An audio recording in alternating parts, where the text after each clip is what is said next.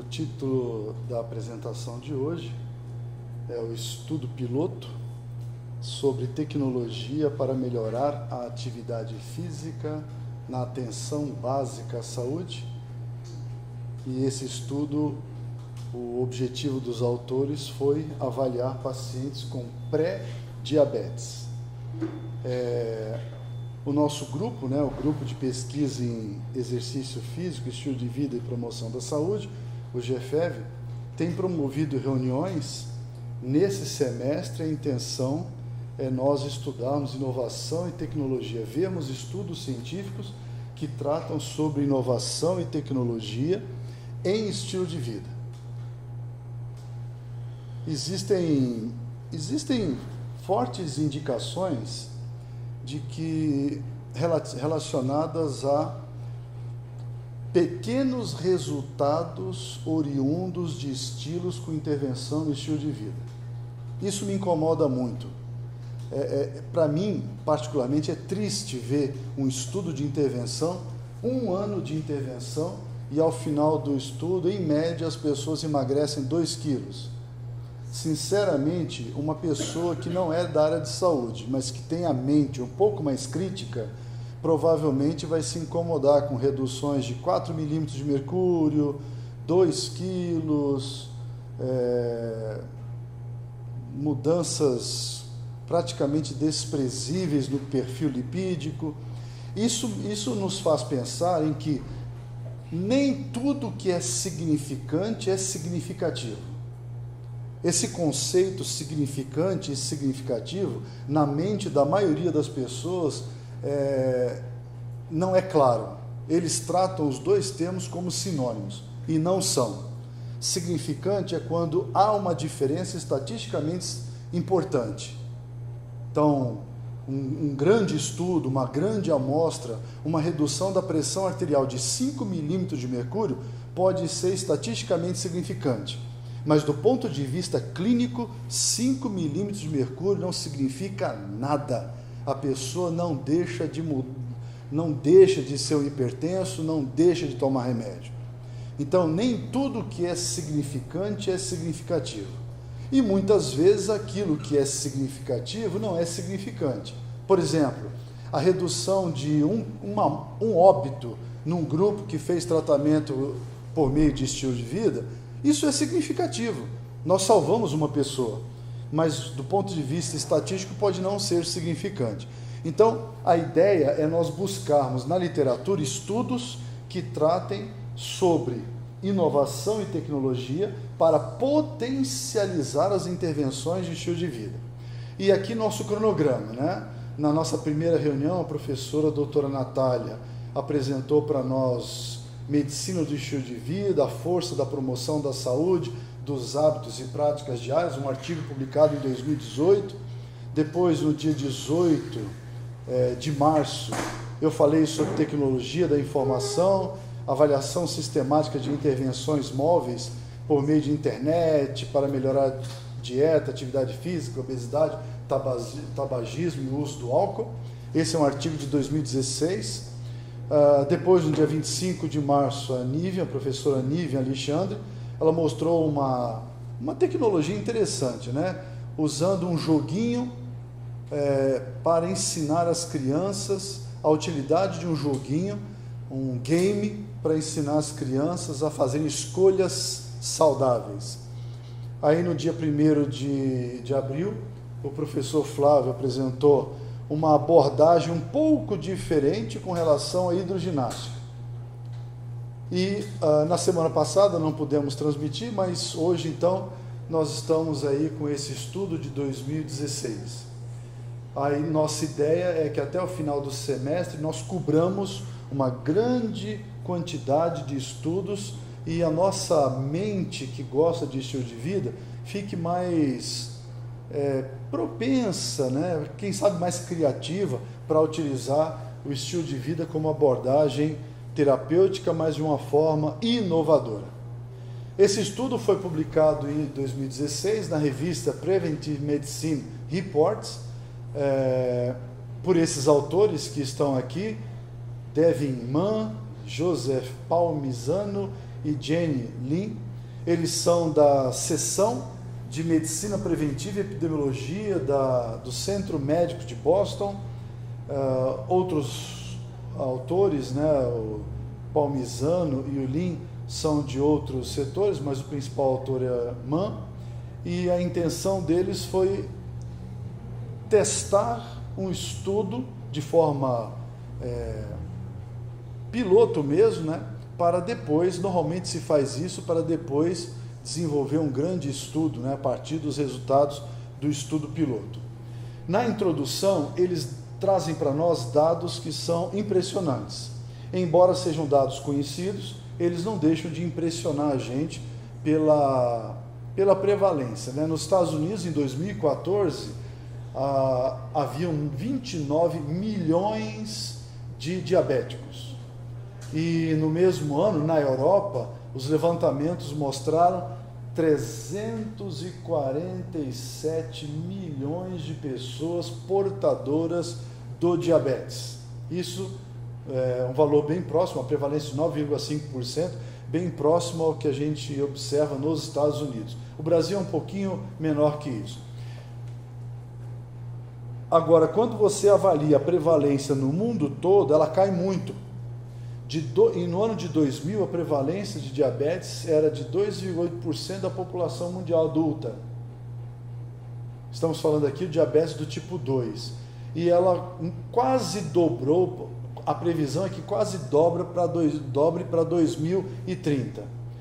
E os dados indicam que, recentemente, no ano de 2015, ou 2016, quando os autores, então, publicaram o trabalho, existem nos Estados Unidos 86 milhões de pessoas pré-diabéticas.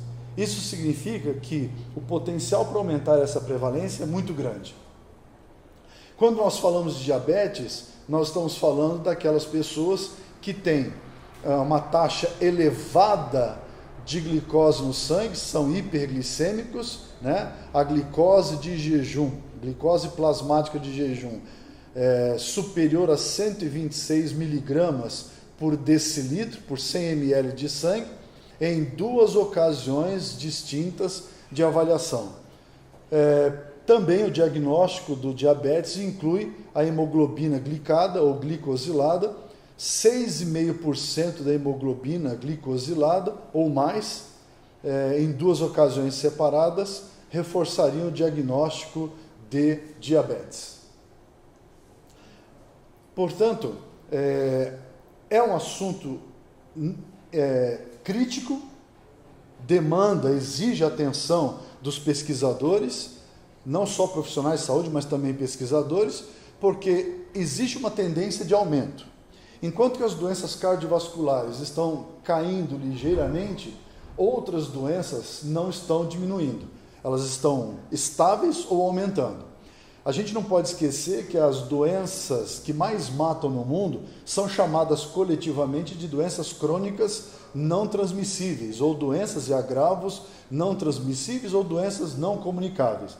E nós já vimos aqui na reunião que os fatores de risco para essas doenças são o tabagismo, inatividade física, uma dieta inadequada, e são todos hábitos, e hábitos podem ser mudados.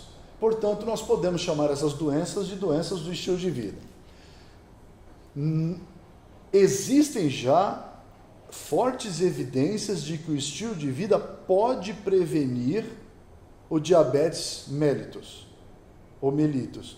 Aliás, existem estudos, inclusive, que mostram a superioridade de intervenções no estilo de vida sobre medicamentos, como é o caso da metformina. Agora, a intenção dos autores é avaliar programas que podem ser utilizados no meio clínico, bem próximo da população, em unidades da atenção primária, né? Esse programa, por exemplo, Programa de Prevenção ao Diabetes, é um programa que tem a intenção de mudar o comportamento, né, o estilo de vida, de forma intensiva e abrangente. E existem indicações de que esses programas podem reduzir em 58% a a prevalência de pessoas com pré-diabetes. O controle de peso.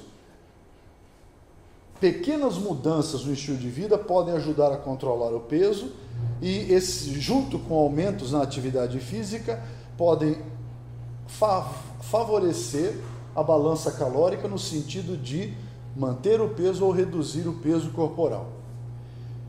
A atenção primária à saúde é um local bem apropriado para esse tipo de intervenção, porque as pessoas, principalmente em alguns países, esse estudo foi feito nos Estados Unidos, na cidade de Nova York, mas o Brasil tem dado uma ênfase muito grande na atenção primária.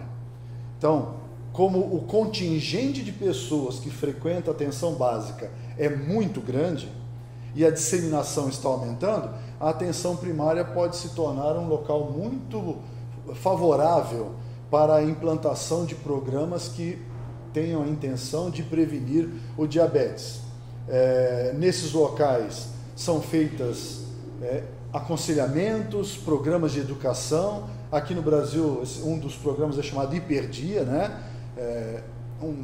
São aulas, são momentos que os pacientes passam, principalmente pacientes hipertensos ou diabéticos, daí a sigla Hiperdia, né? Mas os profissionais reclamam que esse tipo de intervenção consome muito tempo. Muitos profissionais não estão adequadamente treinados para orientar os pacientes e o tempo que eles têm disponível para essas reuniões é escasso. Nesse estudo, os autores eles buscaram associar um sistema de registros eletrônicos que os médicos fazem na cidade de Nova York. Eles queriam associar esse sistema eletrônico de acompanhamento do paciente com informações obtidas a partir do paciente para tentar personalizar todas as informações educativas no sentido de prevenir o diabetes. Além disso, eles utilizavam internet, enviando mensagens de texto e outras informações, e cada paciente recebeu, para ficar um tempo com eles, né, durante os 6 meses de acompanhamento, um pedômetro, que é um equipamentozinho que você fixa na cintura e ele registra o número de toques, número de vezes que a pessoa sobe e desce. É um movimento de caminhada, né, de deambulação. E aí esse movimento oscilatório da pessoa subir e descer, ele registra como um toque, o que equivale ao número de passos que a pessoa dá por dia. E esse tipo de abordagem, alguns estudos estão mostrando que são mais efetivos, né, e duradouros também. Junto com isso, esses autores desejaram aplicar esse programa chamando ADAPT, que é Evitando Diabetes por meio do Plano de Ação. É uma ferramenta que define metas compartilhada e integrada nos registros eletrônicos para ajudar os profissionais a aconselhar mais efetivamente os pacientes com pré-diabetes com a intenção de melhorar os comportamentos, né, os hábitos e, portanto, o estilo de vida. Então, o objetivo do estudo foi descrever os resultados de forma piloto, né? A amostra é pequena, porque é só um piloto, mas descrever os resultados de 6 meses do projeto piloto, avaliando a eficácia desse programa ADAPT sobre estilo de vida, especificamente atividade física e dieta, e os desfechos clínicos, a hemoglobina glicosilada ou glicada e o peso corporal. Até aqui, aparentemente um estudo até simples, né? Fácil de entender, um desenho bem compreensivo. Muito bem, então, os métodos que eles usaram para esse estudo: o recrutamento dos pacientes foi feito nos anos de 2011 e 2012, e eles buscaram os centros médicos universitários que desenvolviam atenção primária na cidade de Nova York. Os critérios de inclusão foram incluídos no estudo indivíduos que tinham mais de 18 anos, que falavam inglês, né? Cuja hemoglobina glicada estivesse entre 5,7% e 6,4%, né? Ou seja, 5,7 a 6,4% da hemoglobina estava marcada com glicose, né? Estava glicosilada. Ou glicemia de jejum entre 100 e 125, portanto, pré-diabéticos. E não foram incluídos no estudo os pacientes que já tinham diagnóstico de diabetes mellitus do tipo 2. Aqueles que faziam uso de medicação, que eram incapazes de caminhar, porque o exercício escolhido por eles foi a caminhada, e que não tinham acesso ou não sabiam utilizar ferramentas eletrônicas, no caso, o e-mail. Esse foi um estudo clínico randomizado, e a randomização foi do tipo 1 por 1. Então, os nomes de todos os pacientes são colocados numa urna, você tira um nome para o grupo controle, e o outro nome você tira para o grupo tratamento, né? O grupo que ia fazer o programa ADAPT. E esses pacientes foram acompanhados, todos eles foram avaliados no início e ao final de 6 meses de intervenção. A intervenção, ela compreendia um encontro com os pacientes, foram aplicados instrumentos que nós conhecemos, né, questões típicas de uma anamnese, sobre dieta, exercício, estilo de vida, né, foi feita uma pequena pesquisa para identificar dieta e comportamento de atividade física que eles estavam ou não dispostos a realizar, né, se eles estariam dispostos a fazer toda essa atividade. Tudo isso foi colocado no sistema de registros eletrônicos, o sistema foi abastecido, os comportamentos de atividade física, né, e até mesmo o que o paciente gostaria de fazer, as metas que ele gostaria de alcançar.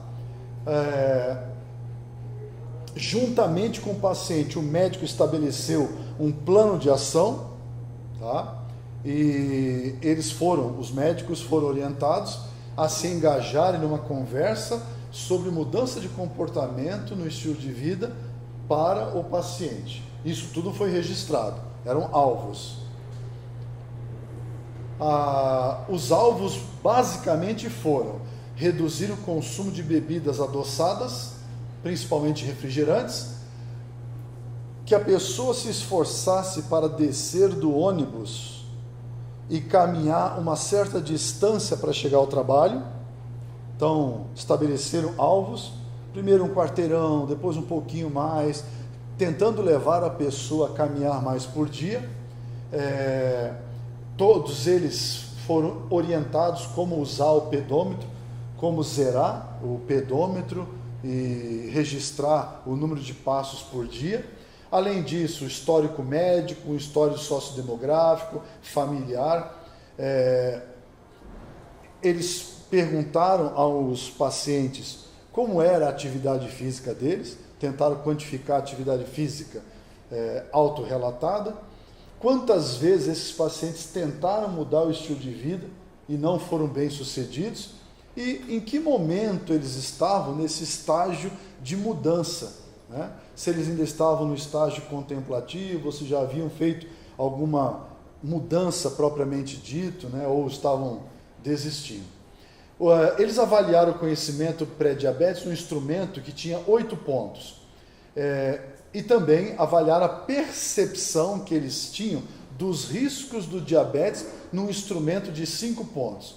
Então, a pessoa, o primeiro instrumento, o número de pontos que a pessoa alcançava, dividido por 8, então poderia chegar no máximo 1, de 0 a 1. E no instrumento de percepção, como eles percebiam os riscos de desenvolverem diabetes ou da própria doença diabetes, mesma coisa, né? Cada pergunta equivalendo a 1 ponto, e aí o score era calculado pelo número de respostas mais próximas ao ideal, né? O adequado, o esperado para ele, dividindo por 5, que era o total. Então, o máximo que a pessoa podia atingir é 1. Quanto mais próximo de 1, indicava um forte conhecimento ou percepção do risco de diabetes. Tudo bem? Certo? Aí eles também foram questionados com relação ao comportamento dietético, né, num instrumento deles, uma escala de 13 itens, cada item com 3 respostas. Então, o máximo que a pessoa podia atingir era 39 pontos, e quanto maior o score, melhor a dieta que o indivíduo praticava. Com relação à atividade física, eles usaram o pedômetro. Esse pedômetro foi colocado no paciente, tanto no início como ao final, mas a telinha do pedômetro foi tapada, de tal forma que eles poderiam ligar o pedômetro, mas não poderiam enxergar o número de passos. Ok? Cada paciente deveria ficar com o pedômetro no mínimo 10 horas por dia, pelo menos 2 dias, mas poderia ser mais do que isso. E aí era registrado o número de passos que o paciente dava por dia. Não é o melhor instrumento para avaliar a atividade física, porque uma pessoa pode estar parada, se ele se movimentar de tal forma que faça o pedômetro oscilar, ele vai registrar um toque. Mas é um bom instrumento para marcar número de passos que uma pessoa dá por dia. Além disso, todos os pacientes foram pesados, foi colhido o sangue deles para a dosagem da hemoglobina glicada e também fizeram uma análise do perfil lipídico deles. Ok? Rotina. Isso aí é feito de rotina lá nos postos, né? Vamos chamar as UBSs da cidade de Nova York. Bom, então, eles, dos 70 pacientes que se candidataram para a pesquisa, 16 foram excluídos porque não preencheram os critérios de inclusão. E aí sobraram 54 pacientes que foram sorteados aleatoriamente para um dos 2 grupos, o grupo controle ou o grupo de intervenção. Ao longo do estudo, no grupo da esquerda, 4 saíram, eles simplesmente desistiram do estudo, e no grupo da direita apenas 1 desistiu. E a amostra então final foram 23 pacientes no grupo controle e 26 pacientes no grupo que participou do programa ADAPT. E aqui os resultados, né? Aqui são as características básicas deles com relação a alguns aspectos estudados. Então, aqui na coluna da direita, né, aqui no canto, a gente vê o nível de significância. Vejo que todos os valores são maiores que 0,05, ou seja, não houve diferenças entre os 2 grupos antes de começar o estudo. Eles eram semelhantes com relação à idade, à proporção de homens e mulheres, à etnia, o seguro de saúde que cada um deles tinha, né? Com relação à escolaridade, ao histórico na família de diabetes e comorbidades, né? Asma, hipertensão, colesterol elevado, problemas cardíacos, artrite e apneia do sono. Os grupos não diferiam com relação a esses aspectos.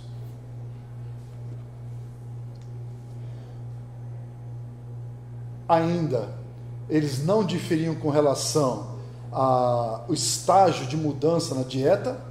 Então, vejam só, entre parênteses, nós temos a porcentagem deles.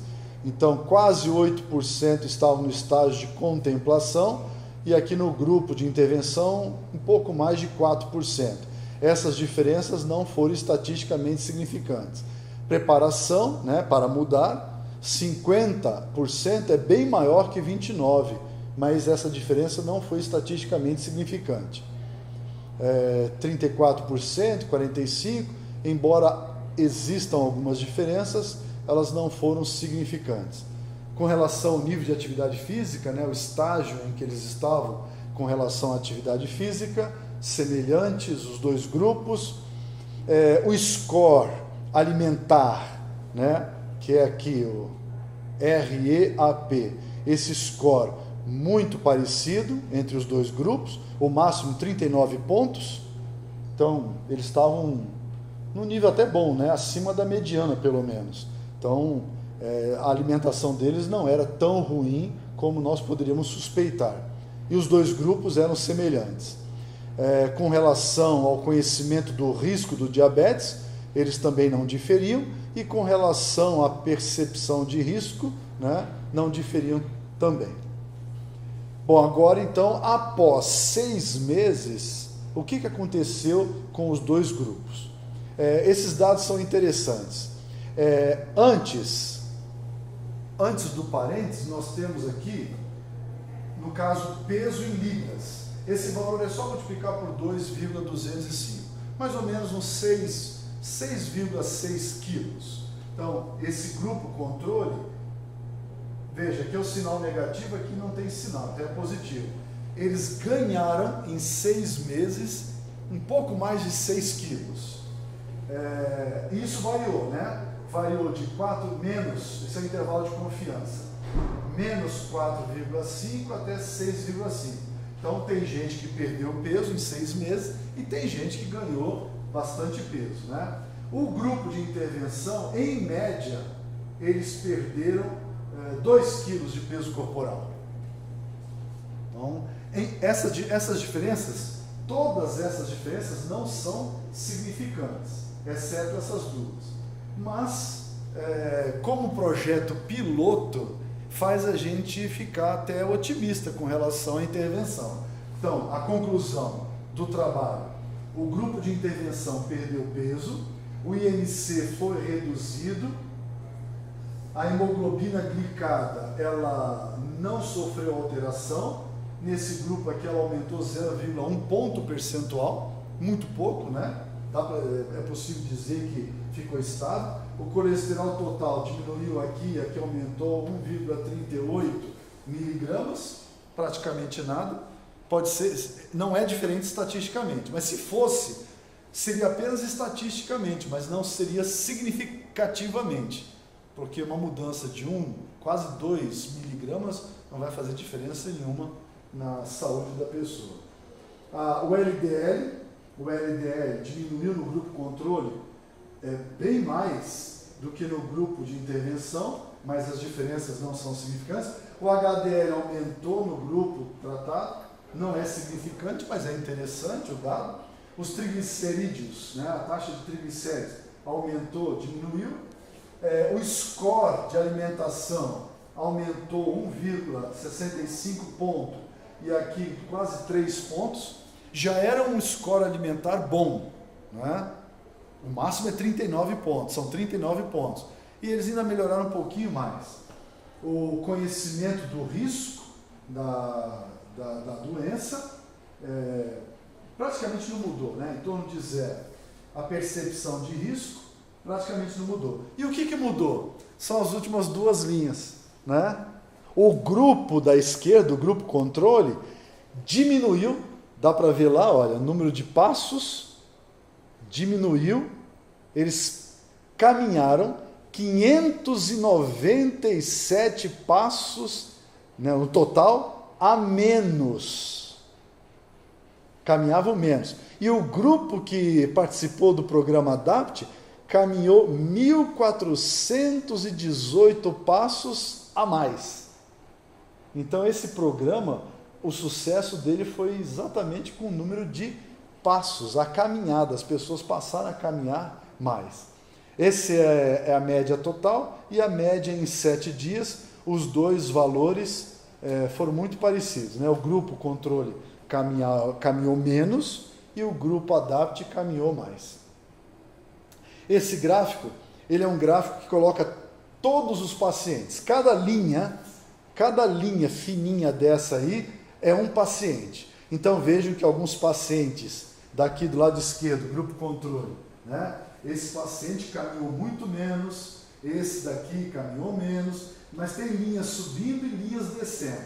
E essa linha tracejada é a linha mediana, né? É a média não média, é a média, eu acho que é a média, assim, dos pacientes.